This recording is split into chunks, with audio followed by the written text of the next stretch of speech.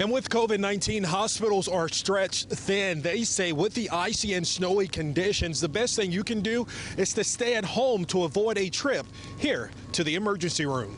The governor has opted for photo opportunities instead of taking questions, even as we're in the middle of a deadly pandemic.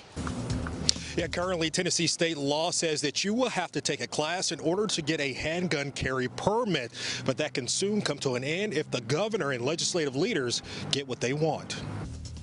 For some, there's a lot of emotion behind deciding whether or not to get a COVID-19 shot, but as rates remain low, Tennessee could become exposed to more COVID variants.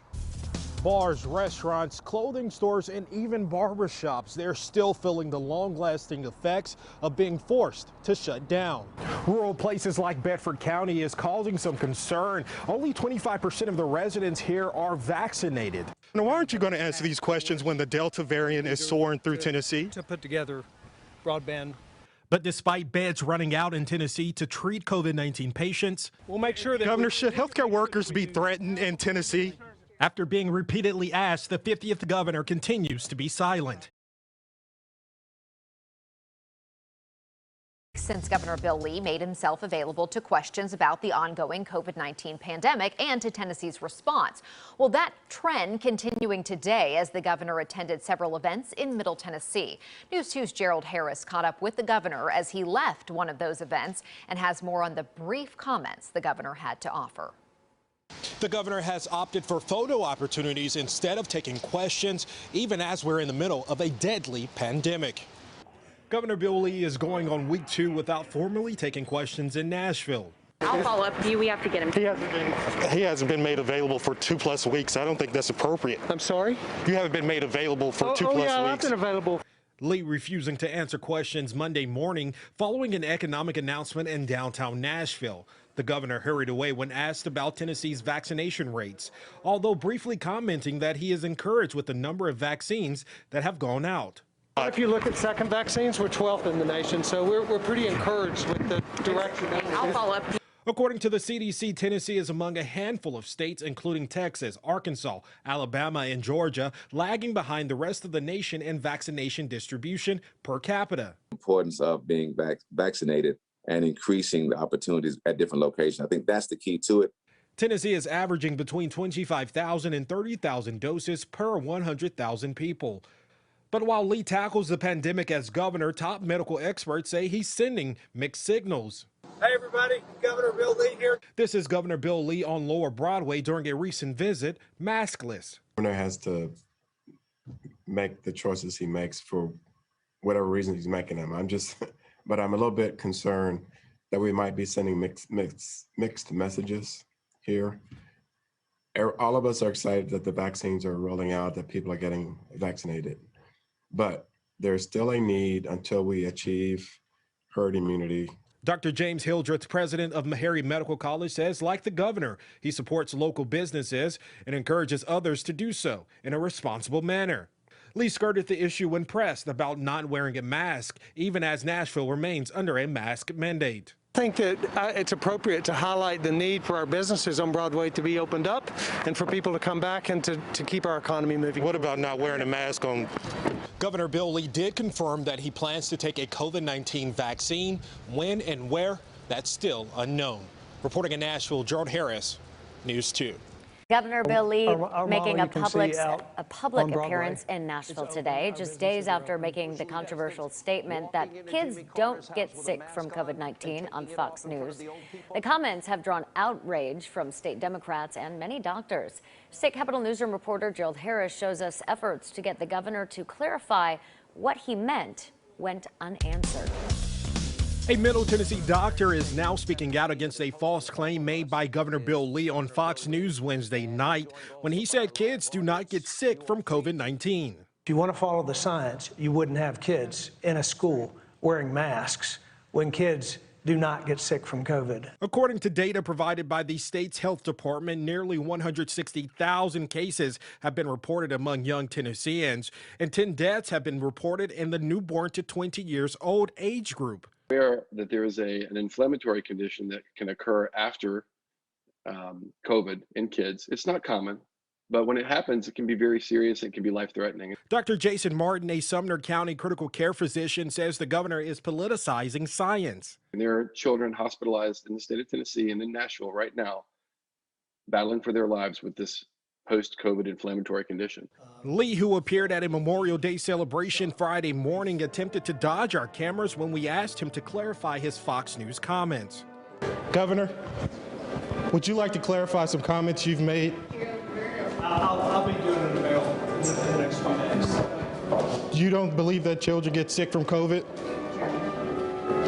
I'm doing my job. Ultimately, the governor declined to answer, but his office did send us this statement Thursday, saying in part, over a year's worth of data shows there is little to no risk of children being infected or becoming seriously ill from COVID. And for the governor to say that kids can't be sick is just 100% false. It's misinformation.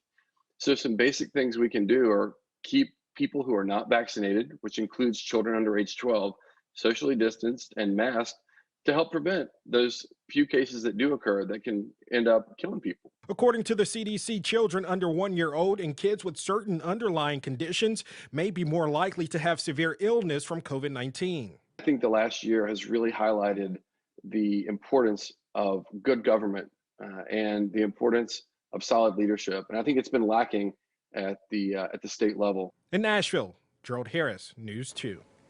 Gerald, thanks so much. According to the CDC, children can be infected with the virus that causes COVID-19, get sick from COVID-19, and can spread the virus that causes COVID-19 to others. Children, like adults who have COVID-19 but have no symptoms, can also still spread the virus to others. It was a year ago today the governor signed an emergency declaration closing non-essential businesses across the state. Plenty of businesses didn't survive the shutdown. State Capitol Newsroom reporter Gerald Harris has more on the struggle many still face a year later. Bars, restaurants, clothing stores, and even barbershops, they're still feeling the long-lasting effects of being forced to shut down. I was probably thinking about how I was going to take care of my bills, how I was going to take care of my family, you know, without me having no income coming in. For 3 months in 2020, Charles Smith was sidelined from being able to care for his clients and his family. Governor Bill Lee signed an executive order requiring Tennesseans to stay at home unless it was essential. It was something new, you know, and I didn't know what was expected. Although now the shop is open and following proper COVID-19 guidance, Charles Smith says he's still trying to catch up. It took a little time to recoup that money. And then when we did open back up after those 90 days, the customers were still not coming in because of the pandemic. Nashville at-large Councilman Steve Glover has been a vocal critic against restrictive measures Tennessee and local governments have imposed. I'm going to fight for them, and I'm going to try to help them get open full blast. We're better off than we were. However, we lost far too many businesses. Democratic Representative John Clemens says small businesses need additional support as more shots are going into arms. It would be nice if the state of Tennessee and Governor Lee would step up and put some additional dollars on the table to assist our small businesses. We have got to rebuild our local economies. For this barbershop owner, he says it's time Tennessee makes small businesses a priority. Take care of the small businesses.